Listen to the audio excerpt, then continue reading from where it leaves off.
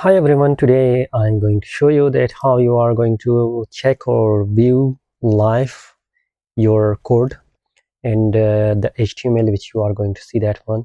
For these you have to come in left hand side and there is extension, click on that, and here you have to write like live preview, and you can check there the first one which is live preview. There is two options, one is live server but one is live preview. When you are going to click, it is from Microsoft and you can say that it is verify. You have to install, and I already installed that one. When you are going to install, just close your Visual Studio and again just open that one, and after just when it opens, then you are going to right click and here is show preview.